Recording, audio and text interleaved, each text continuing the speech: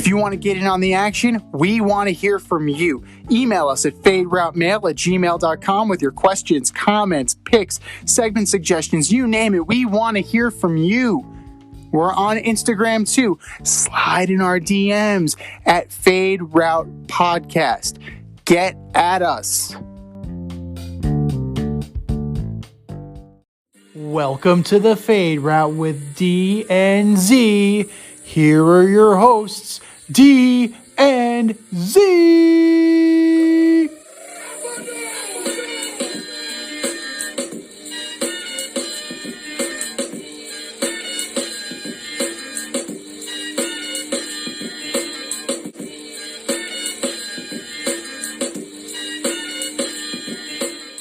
Welcome to this week's edition of the Fade Route. I am D, and with me as always is Z, and we have some great sports headlines to talk to you about today. We have a blockbuster trade that took place, including the 49ers, the Eagles, and the Dolphins. We're going to discuss the NBA trade deadline winners and losers, and our good friend Rob Adams joins us from the Hudson Valley Renegades. But we're going to begin today's show by discussing the NFL moving to a 17-game season. They're going to reduce the preseason games to 3. The NFC and the AFC will alternate every year with an extra home game. The extra game will be a cross-conference matchup based on the previous year's divisional standings and the divisional schedule rotation from 2 seasons prior. There will be no salary changes. They'll work in overseas or different country games once every 8 years for every team. But to the dismay of a lot of players, they did it. They were able to move to a 17-game regular season. So, Z, what do you think of the NFL owners' moves, players' reaction, and the future of the NFL because of it? Well, let's be real here. 17 is an odd number. They're going to push hard for an 18 game. There's no doubt in my mind. Granted, you're losing one preseason game, and to me, watching preseason football and watching the first 4 weeks of an NFL season, they need as many reps as they can get. They need as much time together as possible, and cutting preseason is detrimental as it is. I do like the way that they are engineering the Week 18, where it's the cross-divisional rival based on, where they finished in the standings. Just for example, throwing it out there, the Giants play the Dolphins in Week 18. That's going to be a fantastic game. The Washington football team, as presently constituted, they're going up against the Buffalo Bills. So you have some things you have intriguing games. You have the Saints versus the Titans. Can that defense hold up against King Henry? It remains to be seen. The Buccaneers are going to play the Colts. You have some pretty good matchups coming up here, and it's impossible to finish at 500 now. So it's one of those things that it's going to look a little bit more kindly on teams where you're not going to be that 8-8 team. I know there was that meme about the Dallas Cowboys that you can't go 8-8 anymore. You can only go 8-1. So, ultimately, this is a speed bump on the road to 18. This is just to get players used to it, get fans used to it, and ultimately, I'm not surprised. It was inevitable. Yeah, I kind of agree with you. This is a speed bump on the road to 18. This was their gateway to get there. I like how they're pushing back on the overseas games a bit. My worry is it's going to become a numbers game towards the end of the season. And you might get into a situation where now teams no longer have to play the last game of the season, and they might not have to even play the second to last game of the season, depending on how everything is going to flow, because this is going to be a cross-conference game. So this game potentially could take place earlier in the year, and towards the end of the year, you might have everything wrapped up. We see it now where a lot of teams aren't playing that last game of the season. At least they're not toting their starters out there. So I just see a situation where you might not be doing that for 2 games. Also, it could create a disadvantage if you're giving teams extra weeks to prepare or extra weeks, extra chance to get hurt. That's very true. And that, speaking of getting hurt, the one thing I don't like is you're not getting that second bye week. You're incurring a greater risk without any additional reward other than financial reward. But you were going to get paid that game anyway. So I think that, they're going to have to get a second bye week in here somehow. Extending, I do like that the Super Bowl is now going to be in the second week of February, starting to kind of move towards the inevitable President's Day Super Bowl, which they probably should be there anyway.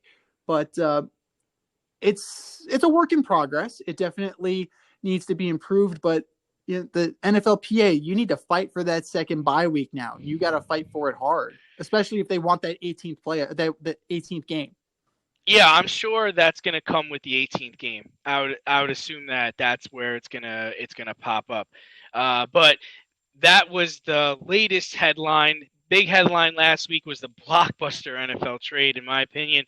49ers trade the 12th overall pick, their 2022 third-round pick, and first-round picks in 2022 and 2023 for the number 3 pick in this year's draft. Then they trade them to the Dolphins, who then take that number 12 pick and trade it to the Eagles for the Eagles' 6th pick. And the Eagles get Eagles 6th pick and the 5th round pick, and then the Eagles get the number 12 pick, a 4th rounder, and a 2022 first rounder. What does all this mean for what is going to go down on draft day? Well, you have to look at it in the context of the other comments made by Kyle Shanahan and John Lynch. Maybe they are paying a little bit of lip service to Jimmy Garoppolo, but they have no intention of dealing him. They now have the number 3 pick in the draft, and you may have access to Zach Wilson. You may have access to Mac Jones or Justin Fields or any of these guys. But if you're intent on keeping Jimmy Garoppolo, if you think you're not that far off, maybe you're taking a Kyle Pitts, or maybe you're taking a Jamar Chase, or maybe Houston isn't 100% certain that their quarterback is going to be there week 1, and they're willing to send 5 number 1s for the number 3 this year to get somebody to cover their ass in case, there's another lawsuit against Deshaun Watson. It's up to 21 now, by the way, boys and girls. Yeah, it's real. We talked about this leading up to the podcast, and I got to imagine they're trading up to get Mac Jones. And I'm not saying that's the right move, but you have to imagine that they're in love with 3 out of the top 5 quarterbacks. So we got to imagine that they're in love with Zach Wilson, they're in love with Justin Fields, and they're in love with Mac Jones. And we're assuming that Trevor Lawrence is going to go number 1 overall. But my only problem with this idea set, right, is that what if you don't get the guy you want? And that's why I have to imagine they're trading up for Mac Jones. And they're saying, you know what, we're worried the Falcons are going to take him, or we're worried somebody else is going to trade up to get him, maybe Carolina, so we're going to get him. And you know what? If Justin Fields or if Zach Wilson's there, hell, we'll take that guy and we'll be straight. That's got to be the mentality. You couldn't have traded all this capital and not expected to get your guy. That's very true, but you also have to take into account the scuttlebutt that the Jets were offered this deal first instead of 3 for 2, and they flat out rejected it. So it makes you wonder where they're going with this. Do they believe that the Jets aren't going to take, if Jones is their guy, do they think the Jets are going to take Wilson? Do they think they're going to trade back to, maybe where Carolina's picking, or maybe where Denver's picking? Who knows? What are the Jets? We need to include the Jets in this thought process too, because according to reports, they refused this deal before the Dolphins said yes. See, the issue with the Jets right now is you almost, I mean, I've been lobbying for them to trade out of this pick for weeks, but now you almost have to trade out of this pick, right? Because if you take Zach Wilson and he turns out to be the next Mitch Trubisky, Oh, you jack this up, right?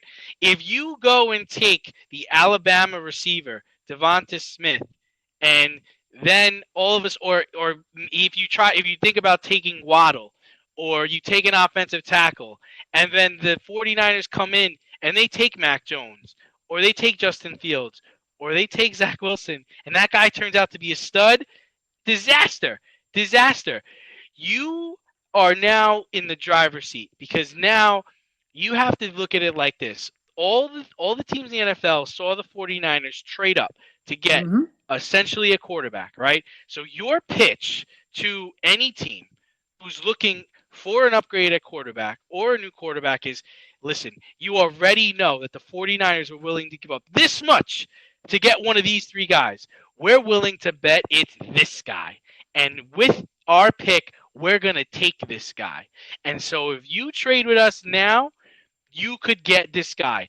And if that doesn't make a team like the Atlanta Falcons say, man, if the 49ers are willing to give up this much to get Mac Jones, I think we got to get Mac Jones. Or if you think to yourself, man, if the 49ers, if you're Carolina, the 49ers are willing to give up this much to get Zach Wilson, gosh, we got to just bet the farm on Zach Wilson. Because look at how well the 49ers have drafted the last couple of years. They don't mess this up. They don't miss.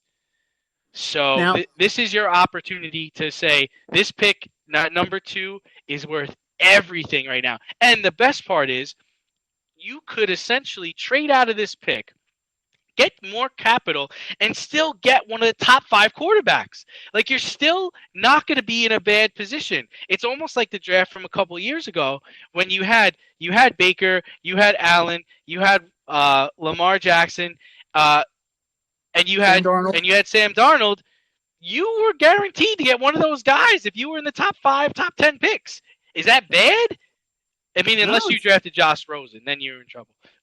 Yeah, well, like every draft has a stinker. Some of them have a couple of them, but if I'm Joe Douglas, I'm floating some stuff out there, man, about how much I love Mac Jones, and he's going to look great in a Jets uniform. Right. And I'm playing chicken with the 49ers. Right. I'm not talking about the Panthers. I'm not talking to the Bears. I'm not talking to those guys.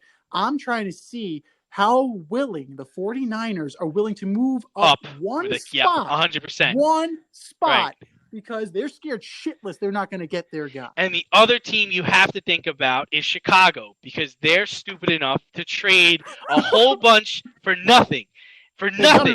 They've done it once before, and this time, wait. This time, they have a chance to throw it in the 49ers' face, because the 49ers were the team that duped them last time.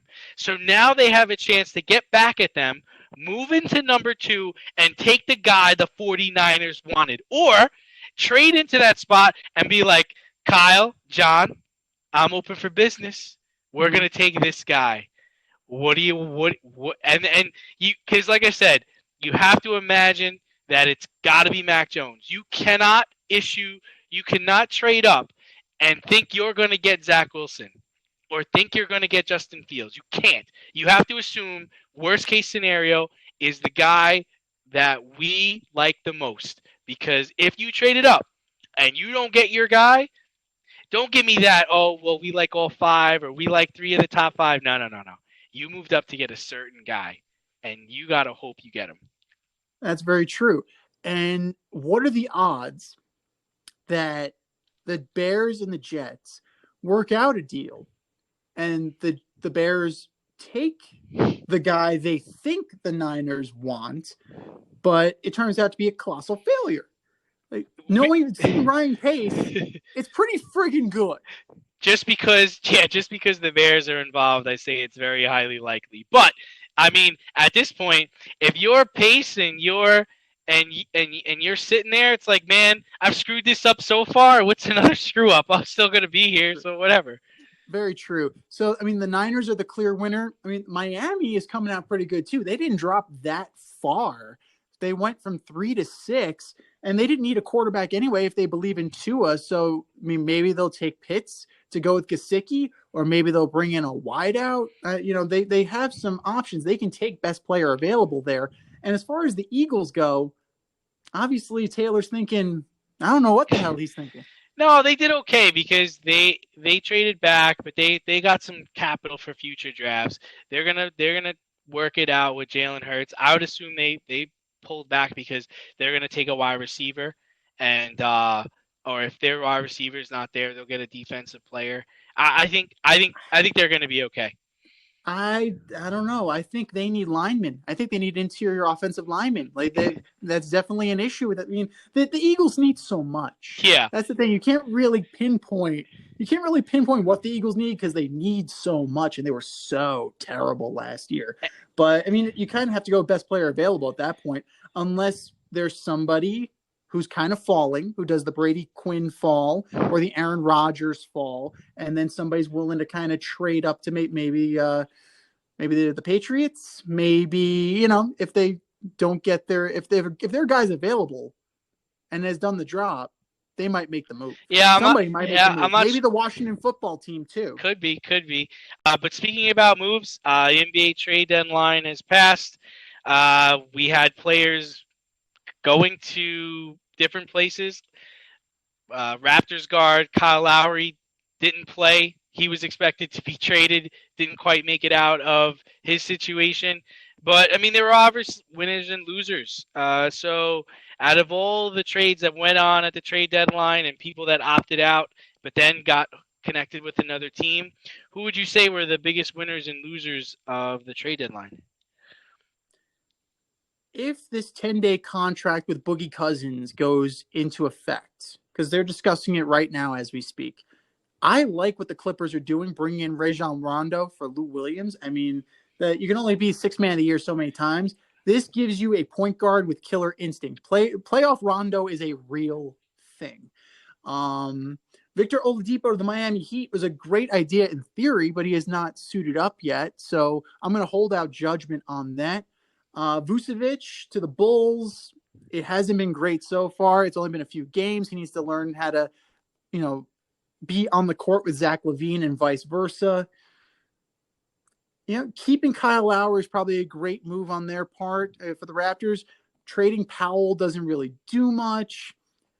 Ultimately, I got to say, I really like what the Clippers did best of all. It's interesting, but you're basing that off of them getting Rondo and possibly getting Cousins.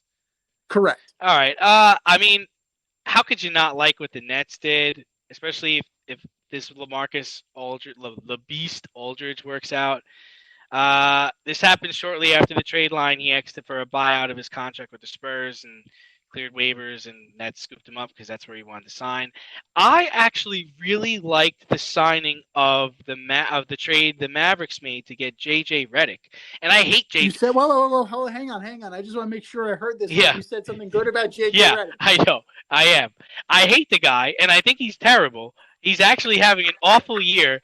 And before we got on the air, I read about how he's upset that he got traded to Dallas because he asked to be traded to the Northeast. It's like, dude, you're not good enough to tell people where you get traded. If you want to get traded somewhere, play better. But having said that, I think he's a good addition to their team because he is a decent shooter, and the change of scenery, he might play better down there. He's going to get open looks because there's just daggers all over the court for that Mavericks team. I thought the Clippers, Heat, and Sixers all really missed a chance to get Kyle Lowry. How could they not think the adding Kyle Lowry, regardless of what the cost was, would not put them over the top? I mean, I get it, with the Clippers, you're right. I mean, Rondo is a good player, and Boogie Cousins would, it doesn't hurt them to add him. 76ers could have really used Kyle, even if he's just playing the two guard for them. And Oladipo's good, but Oladipo's always hurt. I mean, the Heat, if they had Jimmy Butler and Kyle Lowry, come on. You're going to make the playoffs with that team. And I think the biggest loser was the Boston Celtics. Danny Ainge Man, they go and get Evan Fournier, who gives them a big fuck you by going 0 for 13 in his team debut. Thanks, He just Danny. took a dump on the park Thanks, bench. Danny.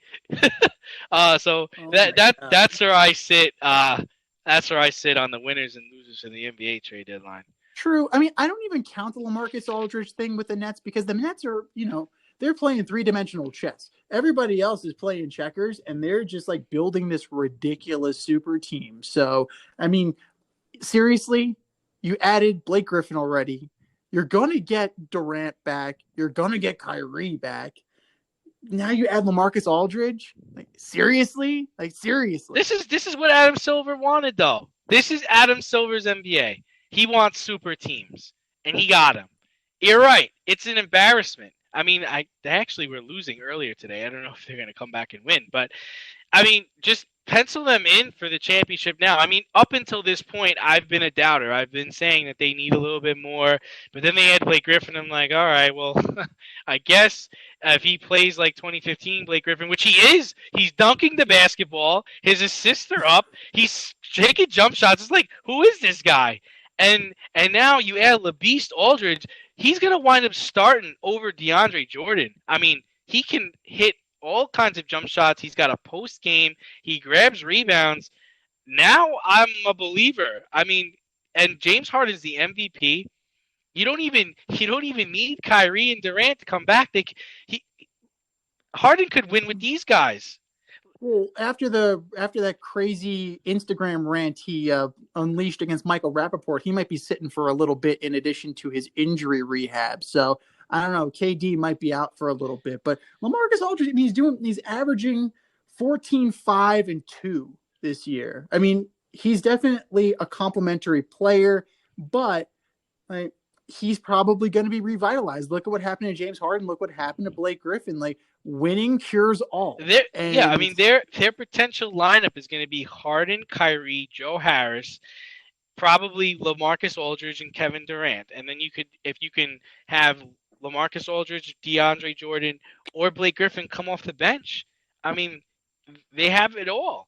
I mean, the one question right now is can the Lakers get healthy enough to finish the regular season and then really give them a hard time in the championship game? I don't think the addition of Rondo and Boogie is going to really stop the Nets from stomping them out. And then everyone keeps overlooking the Jazz. Jazz could potentially get swept by this Nets team. Well, I mean, that's the thing. The Jazz, I'm not 100% sure that they're going. I mean, you start out so hot, you eventually can flame out. And I don't even know if they even make it to the Western Conference final.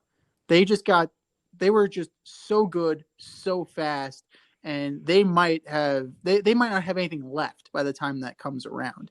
That's where having a veteran presence kind of takes you to that next level, because you can kind of pump the brakes a little bit. You can kind of, realize, hey, we don't need to be 31-2. Like, we don't need that. We can kind of slow down a little bit and pace ourselves and be there at the end when it matters.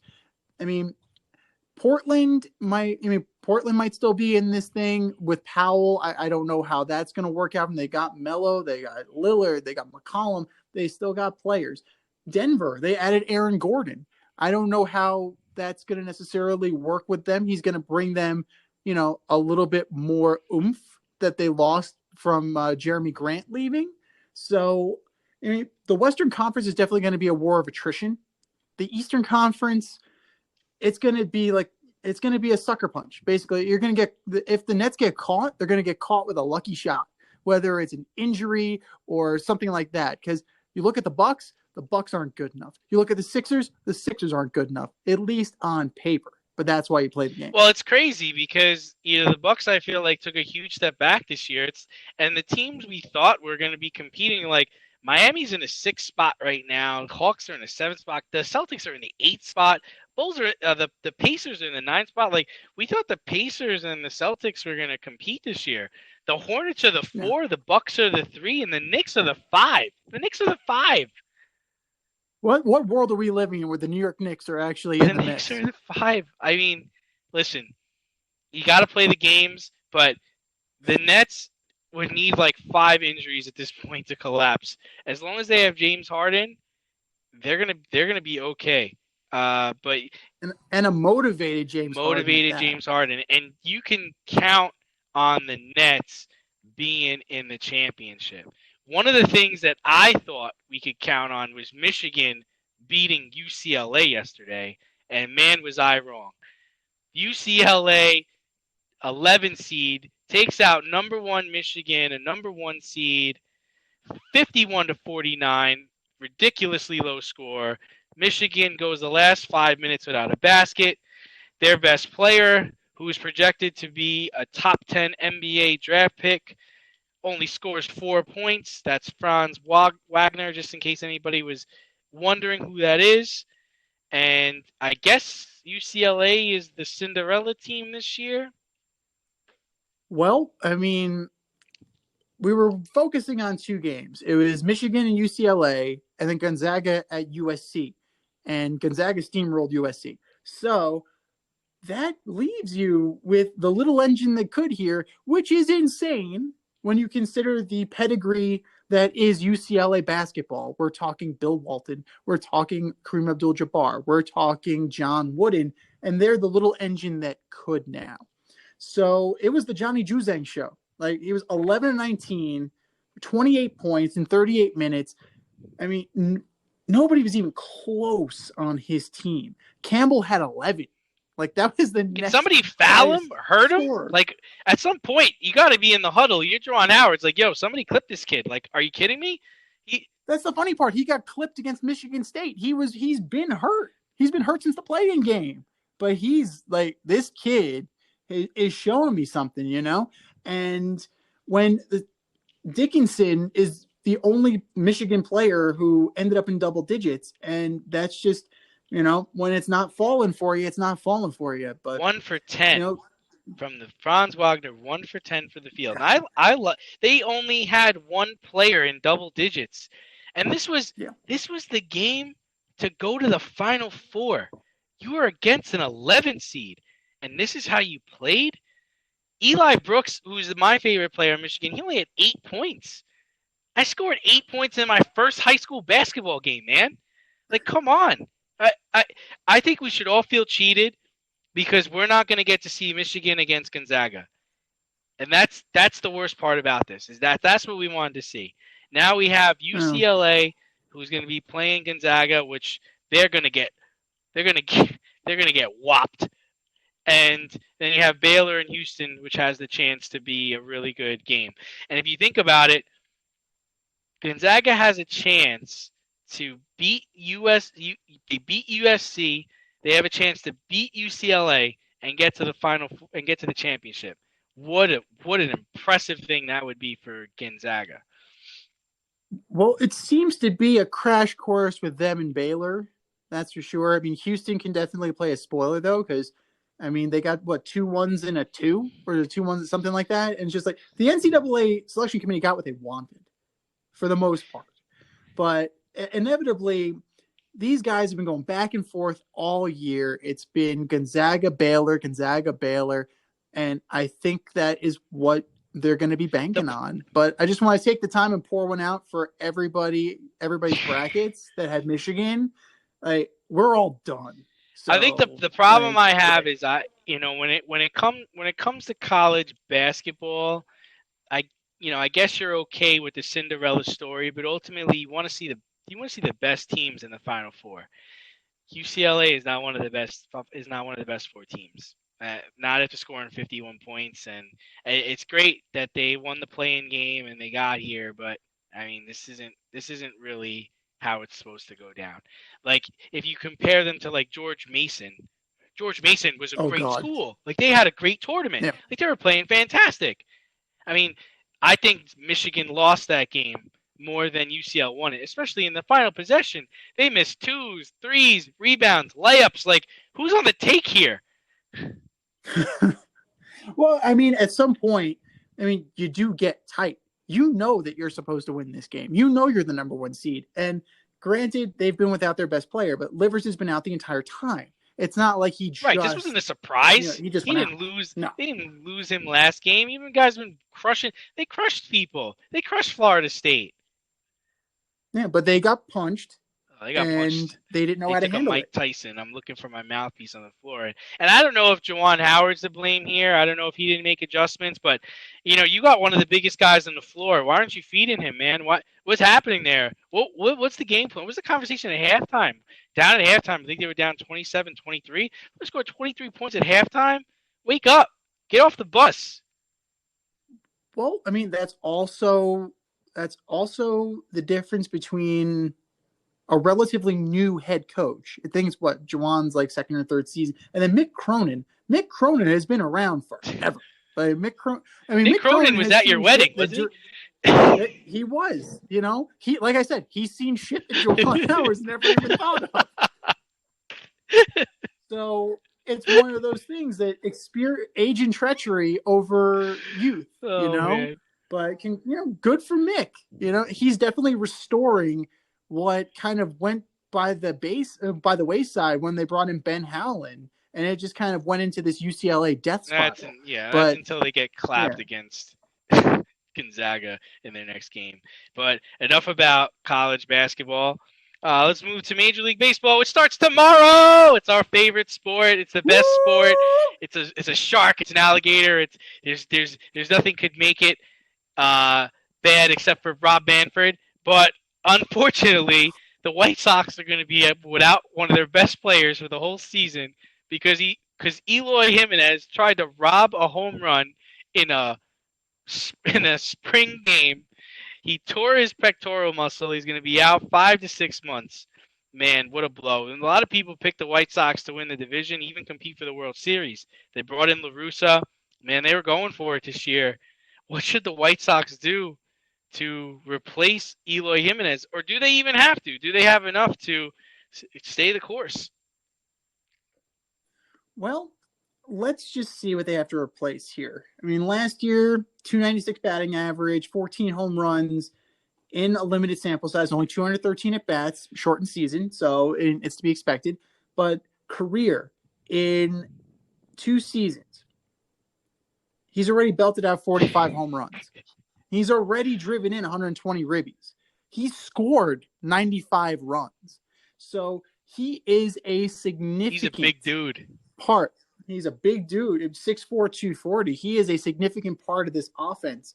Jose Abreu is going to have to continue to be the MVP of the league. You're going to have to get some, you're going to have to get Yoel Moncada. You're going to have Tim Anderson. These guys are going to have to play.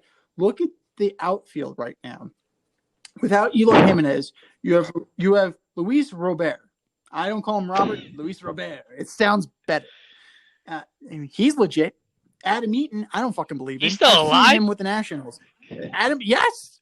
Not only is he alive, he went back to the White Sox. Good for you, Adam. I don't believe in you. And then Adam Engel is going to step in right now. Exactly. Sounds like a White Sox already. That's it. But you know what? You know what Tony La Russa is going to be saying? Give me Vaughn. Andrew Vaughn, one of their top prospects, has made this team. The problem is he's a first baseman. So it doesn't help you in the field. It might help replace what Eloy brings to the bat, though. Yeah, I'm a doubter.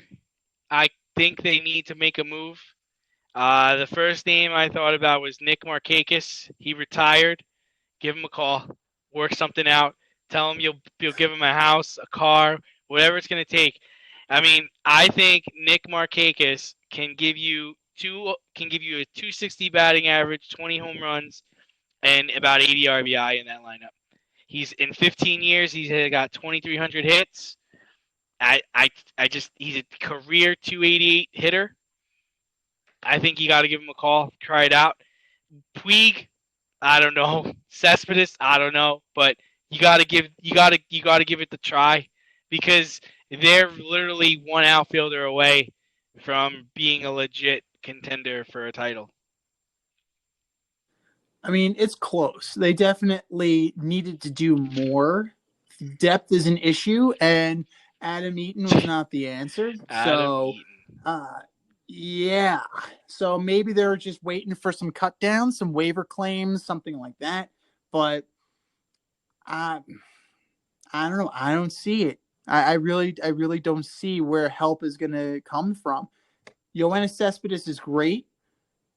He's 35 years old, and he just quit on the Mets because he didn't like what they were going to do regarding his playing time. What is he going to do in 5 or 6 months when Jimenez is back? Like, is he going to sulk and pout and quit again?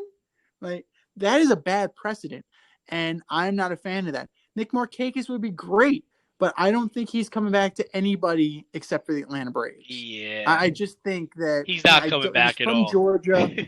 No, he's done. He's good. I'm good, Tony. And I'm good, Tony. No, I'm not. I'm not going to yeah, Chicago. Absolutely not. I'll stay here. no. Like, Uh, do you go get a Cameron Maybin? Do you go get a John Jay? I know these guys have already been cut loose, but is that really that's a Band-Aid on a bullet wound? I don't necessarily think that that's going to help them. I'm still gushing blood here. I don't know, but they got to do something. But the one thing they can't do is get off to a slow start. That's the thing. Because if they get off to the slow start, exacerbated by the fact that he's not going to be there for 6 months, it's going to be panic time pretty fast. Okay.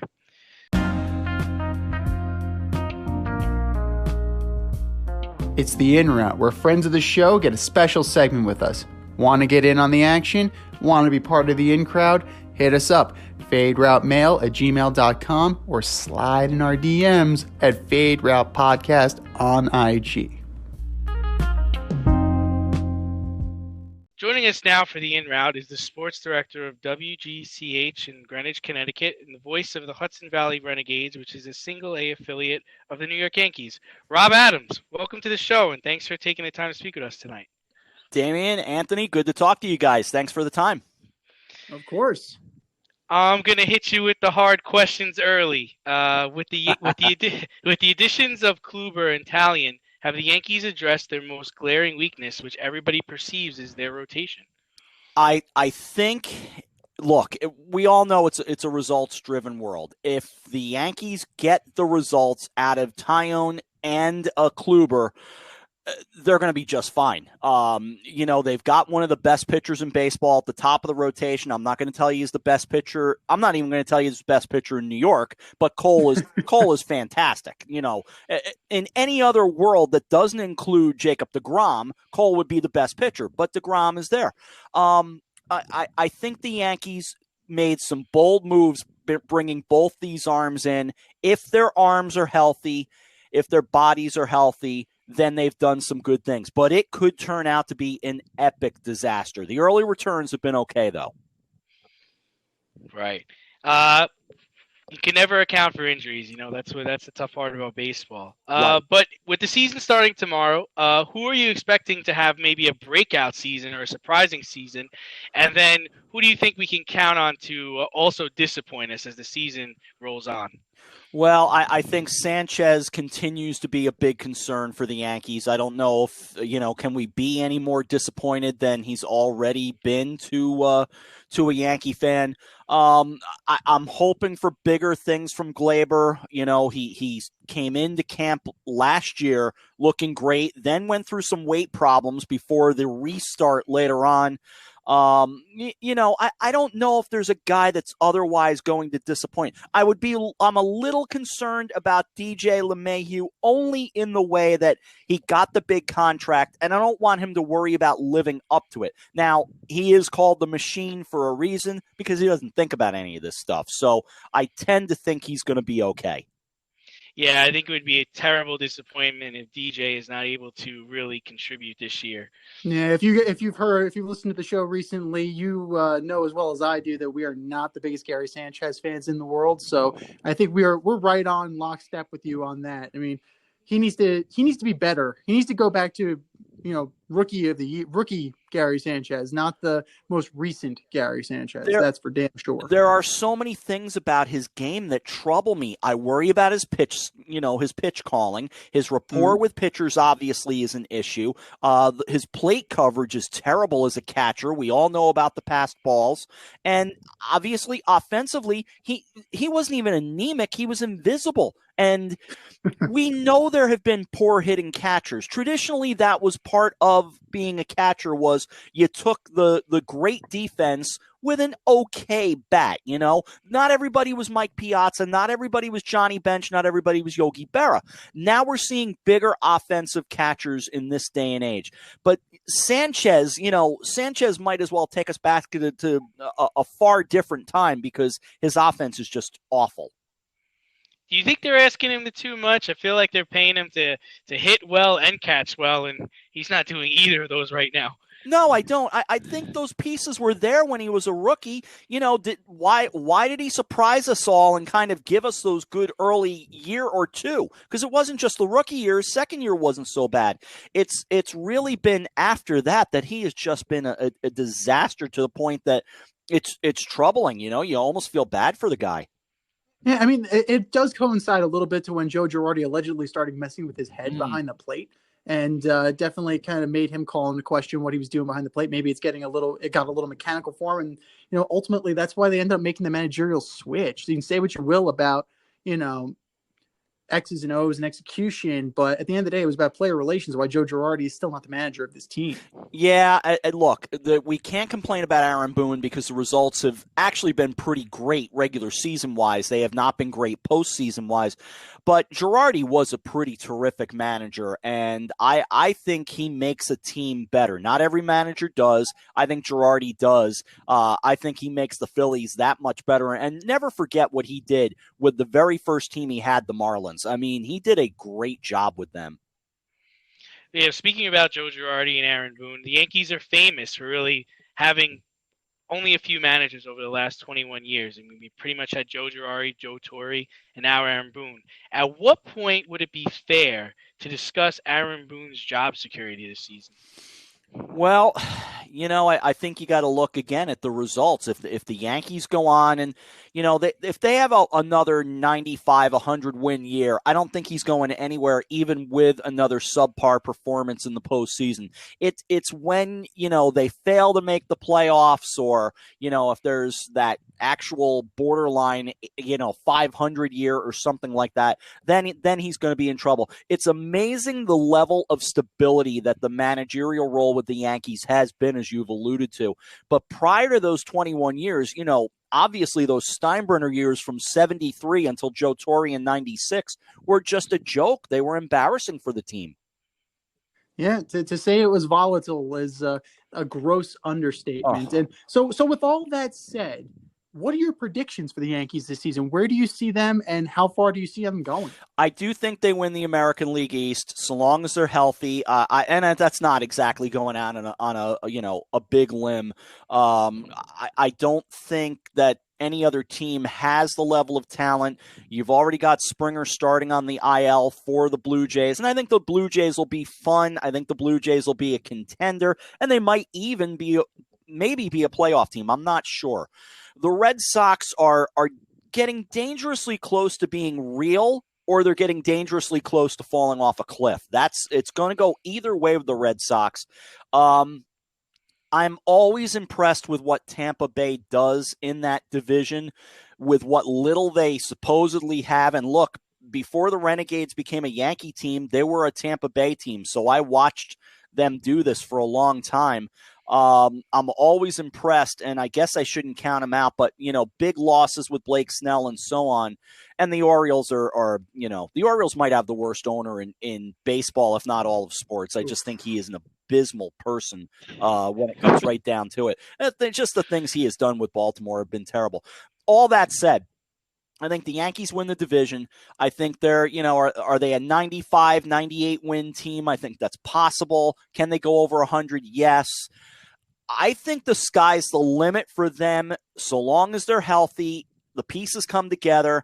I can see them standing toe-to-toe in the World Series finally, because this is, for a Yankee world, this is amazing to go this long without a World Series appearance. I know we're spoiled. I get that, believe me.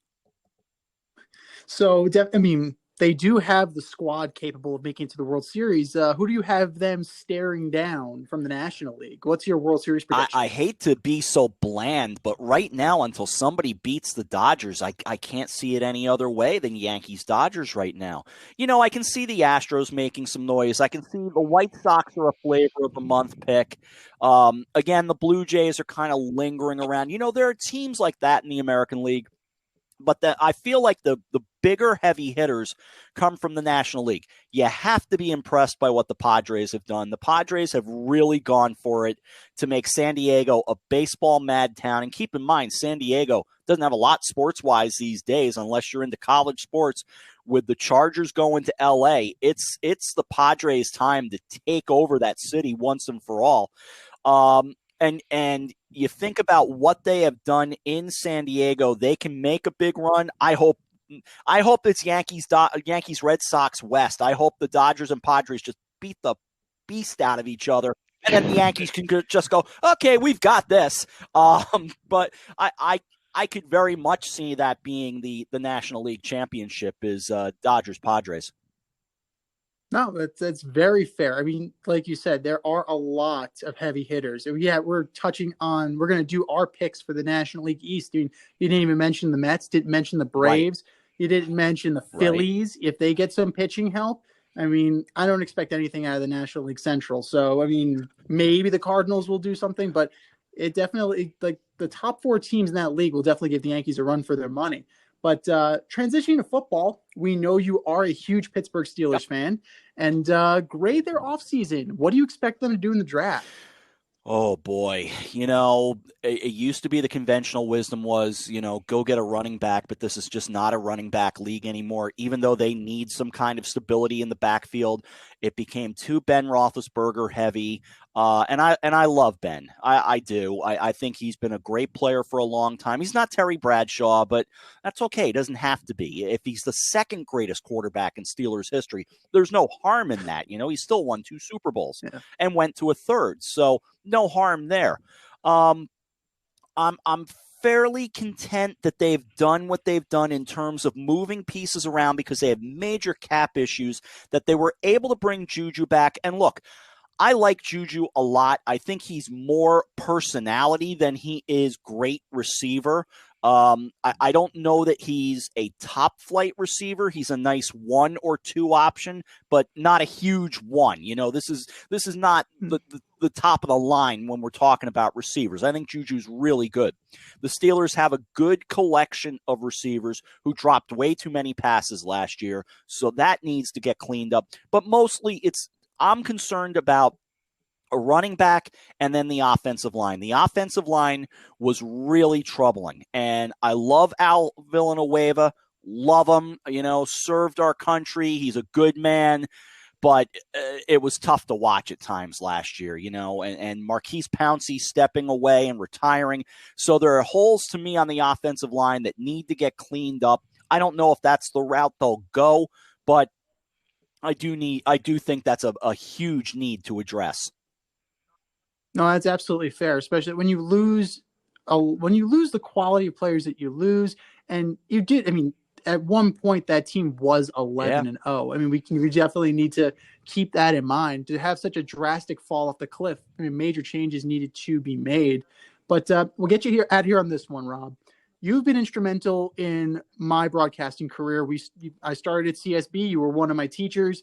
And what advice would you give someone who wants to get into the sports broadcasting industry? There are so many things I would say, and I do still teach there, and I love talking about it. The first thing I always tell students is just network, just meet people, and don't just meet them and be like, oh, yeah, okay, I met that guy. No, you got to stay in touch with these people because you just never know when a door is going to open. And I'm still saying this to myself. Years ago, I was in touch with Brian Anderson, who is now a huge star at Turner and, all the stuff he has done with the Brewers and everything. I think I still have his cell phone number, but I don't feel quite as comfortable reaching back out and going, hey, Brian, it's been a decade or so. How are you? But I do think networking is so important. Just knowing people.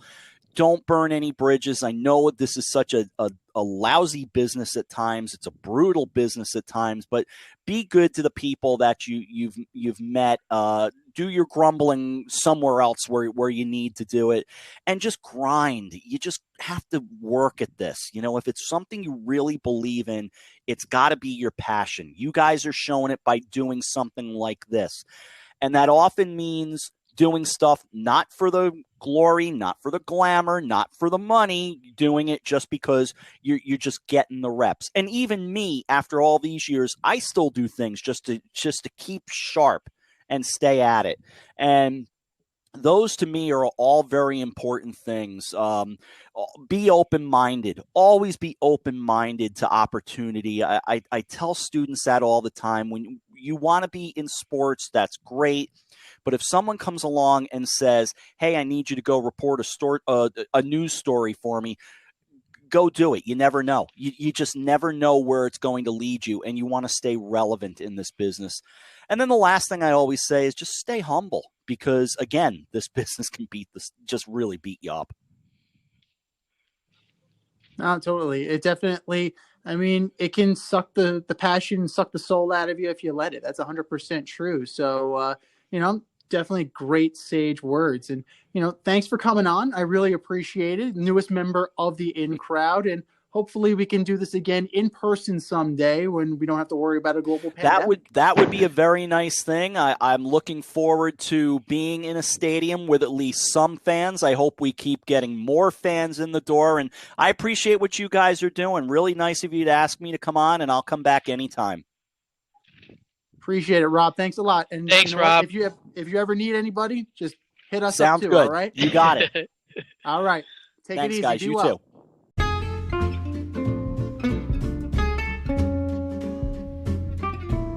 I'm getting hungry over here.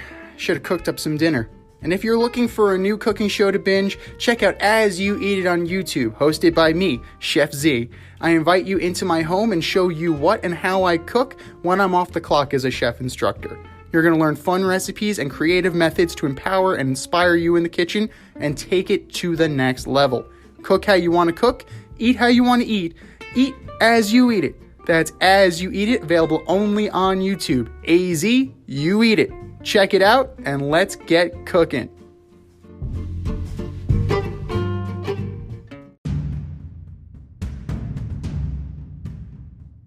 More or less? Well, boys and girls, it's time for one of our favorite games to play, More Likely or Less Likely. I will read a statement, and we will say it's more likely or less likely. All right, first one up, more likely or less likely. Andre Drummond will help the Lakers this season. Well, I'm going more likely on this. In the 25 games he has played this season, he was averaging 17 and a half, so 18, 14, and 3. So those numbers will definitely help. Are they Anthony Davis numbers? No, they are not. But every little bit helps. You're down Schroeder. You're down LeBron. You're down Anthony Davis. You need as much as you can get. And the most important thing about Andre Drummond, he provides interior defense. They are not going to get shredded with him in the middle like they have been.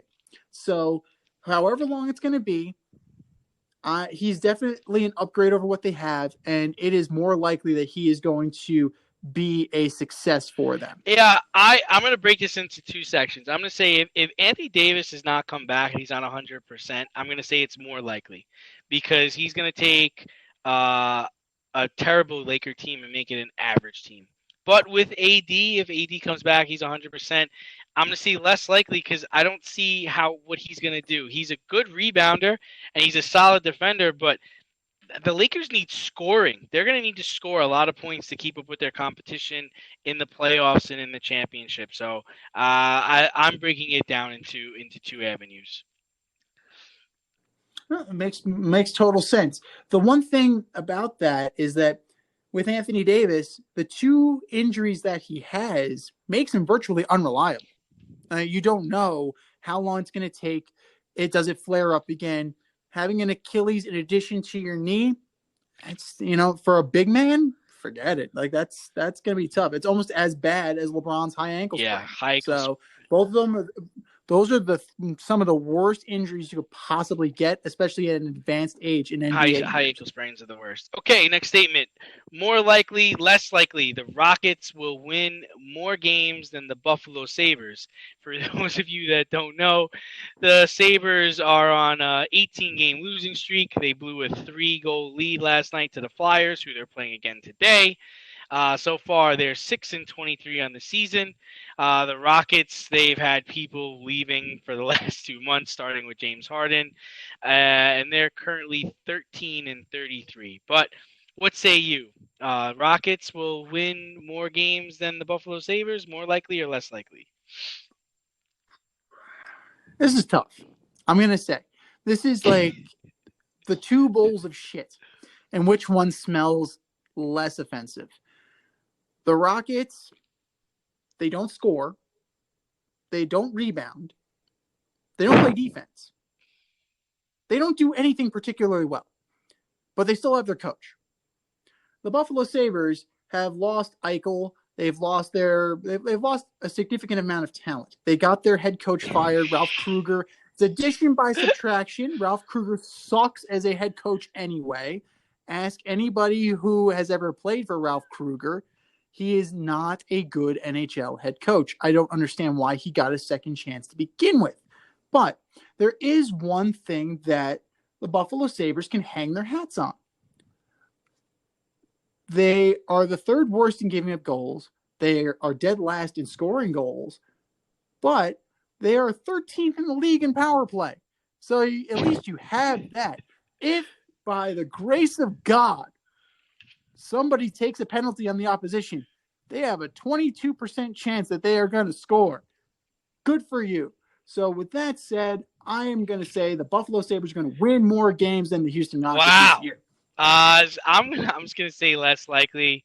I've seen them play, and hearing their current coach talk at the postgame said it all. The reporter asked him, "So what are you going to say to the team?" He's like, "I'm not going to say anything to him. I got nothing to say to them. I'm going to let them think about what just happened." Right. Their goalie can't stop anything. And it's a mental thing right now. Like in the 3rd period, they're just trying to find ways to lose.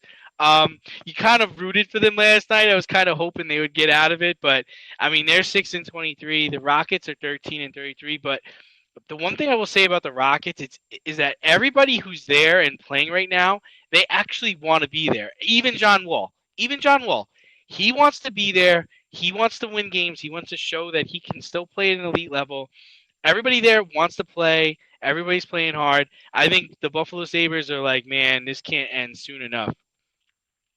No, but it's an embarrassment for the expectations that Terry Pegula and the NHL in general has put on the Buffalo Sabres. And it's now gotten to the point where they're changing the rules around the draft lottery so teams like Buffalo and New Jersey can't repeatedly benefit from sucking so bad. So it might be a very long time before the Buffalo Sabres are any good. Okay, last one. More likely, less likely, Cespedes will get a job before Yasiel Puig, who is a good one. I'm going to go more likely, and it pains me to do so. Yoenis Cespedes at this point in his career is only a DH.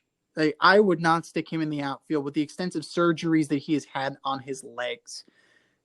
That being said, Yasiel Puig has never quit on his team, to the best of my knowledge, but Yoenis Cespedes also doesn't have a sexual assault charge pending against him. So that's the one thing that works against Yasiel Puig.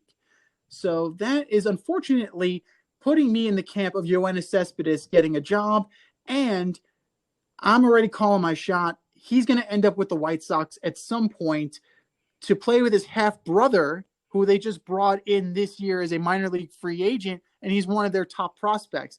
He's 23, so he's still, he's on the verge of kind of being ready. So he may be the guy that comes up and replaces Eloy Jimenez, at least for a little bit, but I'm seeing them taking at least a flyer on Yoenis Cespedes. I'm going to say I'm going to say more likely too, and a lot of it has to do with the fact that he's got a sexual assault charge on him right now. So I don't think anybody's going to touch him. He was in Braves camp last year, and he just, he was playing lousy. I don't think anybody wants to touch him right now. I don't think anybody wants him to play on their team. The only problem with Cespedes is he's only played in 127 games in the last 4 years. But when he's played, he's been productive. His attitude is terrible, and you don't have to tell me. I lived it. I know. So yeah. Dude, but if you look at the numbers, it is crazy. Yoenis Cespedes in his career has hit 165 home runs, right? Yasiel Puig has only hit 132. So it's not that far off. Puig is a 277 career batting average. Cespedes is at 273. They're roughly the same. I would disagree in the standpoint where I think Cespedes is a better hitter, and I think Puig is a better base runner, better outfielder, better all-around player. Puig can steal bases. I don't know how many stolen bases Cespedes has, but yeah, so I would say that, home run hitter, power hitter, Cespedes, but at one point, Yasiel Puig was an above-average baseball player. He was above average. That's how he got the nickname the Wild Horse. He was always do some things that make you question if he was actually paying attention to what the hell was going on. So Cespedes is definitely more of a disciplined player, but Yasiel Puig, one unbridled is. That's a nice way of saying he was an asshole. That is a very nice way of saying he was an asshole. All right.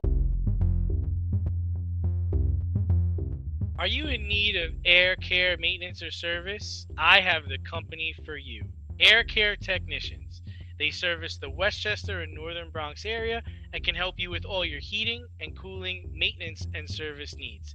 Just give them a call at 914-315-1547. Again, that's 914-315-1547. Or shoot them an email at aircaretechnicians@gmail.com. These guys are the real deal as they are veteran-owned, licensed, and insured. Make sure to tell them that D&Z sent you.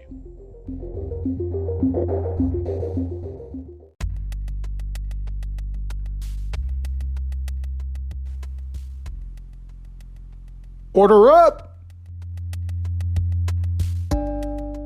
All right, so we're going to do our Order Up segment. This is the last division. We've covered all the divisions for Major League Baseball. Today we're going to do the NL East, which in my opinion is the best division in baseball. And both of our favorite teams actually reside in this division. With baseball's season kicking off tomorrow, how fitting is it that we finish this today? So, Order Up. What do you got? Your countdown from 5 to 1. How's it going to lay out in the NL East? This is a surprisingly tough division, especially when you take into account that the Marlins were in the playoffs last year. So you also, you have to keep that in mind.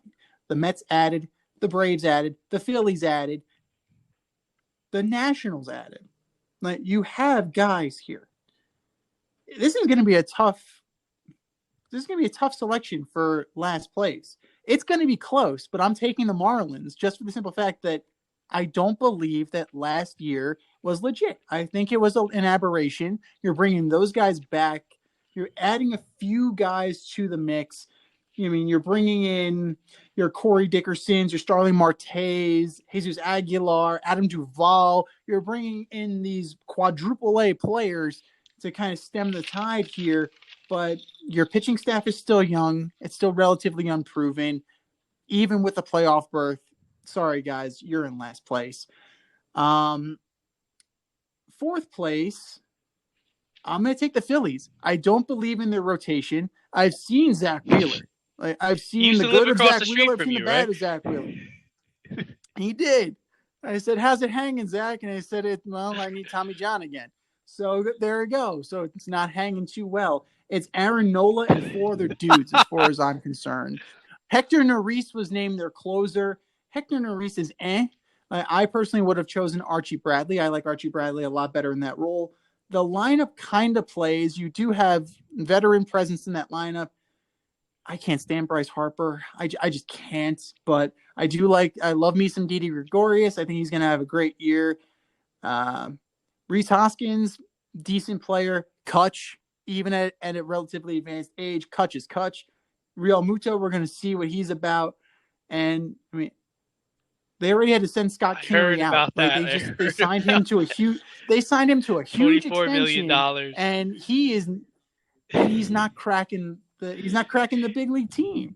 So yeah, fourth place. Enjoy it, Joe. Can he hit? I'm sorry. If he can hit, how come he's not hitting? Apparently. I don't know. Maybe it's because they moved him to center field from second base. I don't know. There are lots of things, but he's got to work it out on his own. Third place, I'm going with the Nationals. They didn't do enough for me. They sent out Carter Kieboom, and now you have Josh Harrison at third base. Great. We're rehashing Pittsburgh Pirates from 6 years ago, so that's great. Schwarber. Schwarber was dead. He should have been on an American League team. This guy needs to hang up his glove and forget where he put it.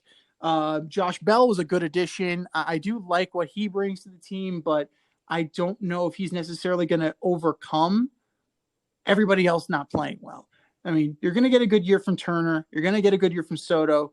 Starlin Castro is eh. Yan Gomes is eh. So third place is very reasonable just from the strength of that rotation. They added John Lester. John Lester at this point in his career slotted in as a 4, so I'd say that's pretty solid. And they got my closer. They got Brad Hand. I really wanted him on the Mets, but you know what? It is what it is. Now it's down to the real nitty-gritty. These are the two teams that are going to slug it out the entire season. It's the Mets and it's the Braves. And I'm going to go with the Braves in second place because I don't like their rotation as much as I like the Mets rotation, even with the injuries. Morton, Fried, Anderson, Smiley, solid 4, unspectacular. I know it's going to be on your tombstone. Will Smith is your closer. Okay. And then the lineup plays, but what are you going to get from Austin Riley and what are you going to get from Christian Pache? Everybody else, and let's not forget Travis d'Arnaud. Which Travis d'Arnaud is going to show up this year? The guy who stunk for the Mets or the guy who actually hit pretty well for the Braves? Everybody else, I'm not concerned about that in that lineup. Which leads me to the number one. Don't call me a homer. If you call me a homer, fuck you. The New York Mets are tailor-made to take this division from 1 to 9 in that lineup. The weakest hitter, Brandon Nimmo, but he still gets on base at a ridiculous clip between the walks and the hit by pitches. And you look at that rotation, yeah, you don't have Carrasco. You don't have Syndergaard right now. You have DeGrom. You have Stroman. You have Taijuan Walker. That has a nice little under-the-radar signing. You brought in Joey Lucchesi, veteran pitcher from the Padres. David Peterson. I like what he brings to the table. He was solid last year. Edwin Diaz scares the shit out of me. But if the lineup does what they need to do, I'm not going to see too much of sugar. So there it is. My 5-2-1 with the New York Mets winning this division. Yeah, we're very close. No surprise there. I definitely have the Miami Marlins being at the bottom of the barrel here. They actually have a chance to finish 500, I think. They proved last year that they could play. I mean, I believe they swept the Cubs in the first round, but I think they're too young to compete for a title this year. They got their homegrown talent in Brian Anderson, but he'll have his hands full trying to generate success in this tough division. Number 4, was kind of surprising to me. I actually have the Phillies in 4. I think I'm just not scared of Aaron Nola, Zach Wheeler, or Zach Eflin. I'm just not scared of them. They were hell-bent on getting Real Muto. They got him, but they're going to need Harper to be more like Mike Trout this year. They're going to need Harper to play like he's a top 5 player, and I just don't think he is. Dave Dombrowski and Joe Girardi, they got a lot of work ahead of them for this team to compete for a championship in the next couple of years. And like you said, that Scott Kingery deal is awful. Like, it's awful. This guy can't play on a major league roster. 3, I'm with you. I got the Nationals. I think their pitching will carry them. I do. I think Corbin will be better than he was last year. Strasburg's going to play this season. Scherzer is Scherzer. And like you said, John Lester's their 4. I mean, when John Lester's your 4, I think it's pretty good. I just don't know if they have the bats to compete with the Mets and the Braves. That's all. And number 2, I got the New York Mets. Here we go. This all is assuming Pete Alonso rebounds from last year. Lindor plays like Lindor. They'll be fine. DeGrom is one of the best pitchers in the game, and the Mets can pretty much count on a W every 5th day. That's huge. Not a lot of teams can say that. Their bullpen's deep. I know you're scared of Edwin Diaz, but it's deep. I mean, they got Familia, Betances. They can figure it out. They just got to figure it out. They need to figure it out in the first 3 months of the season. If they can figure out in the 3 months of the season, they'll hold on to number 2 and they'll compete for number 1. But yeah, man. The answer is Seth Lugo. I know he doesn't want to hear it, but Seth Lugo is the best pitcher in that bullpen, regardless of name, talent. Talent trumps all. I mean, listen, I've seen talented. Betances enough with the Yankees to know that he's unhittable. He's just a head case, and he's just hard to count on. But if he could just play baseball, stop overthinking things. His slider's nasty. If he could just play baseball, don't worry about if you're a closer, setup guy, just get the guy out. Strike the motherfucker out, all right? That's the thing. I think he might need glasses like Rick Vaughn. All right. So, and then number 1 for me is Hotlanta, baby. We got MV free. Contract year. I believe in Ronald Acuna. I believe he is the 3rd best player in Major League Baseball. He's behind Mookie Betts and Mike Trout. That's it. He's the guy. Don't give me that Juan Soto bullshit. Don't give me that. Don't give me that. Fernando Tatis Jr. is always hurt. Don't give me that Harper crap. Don't give me that Bellinger. This is the 3rd best player in Major League Baseball. That's the problem with the Mets. They don't have that guy. He's that guy. I believe Austin Riley will improve this year, and he's going to prove that he can play 3rd base and left field for the Atlanta Braves, just like Chipper Jones did at one time. And that's it for me. That's my 1 through 5. That's my 5 all the way down to 1. And how do you think we did? Let us know. Plug the email address. FadeRouteMail@gmail.com. Hit us up on IG at FadeRoutePodcast. Hit us up on Twitter at FadeRouteDNZ. Just don't call us at home. Thanks for tuning in tonight. You can catch our podcast every Wednesday nights on the Anchor, Spotify, or other outlets where you listen to your podcasts. Until next time, stay faded, everybody. Thanks for listening to this episode of our podcast. If you like what you heard and want to hear more, be sure to like and subscribe on your favorite podcast platform. Rate us 5 stars, leave us a review, turn on subscription notifications, and tell your friends. Spread the word, spread it wide.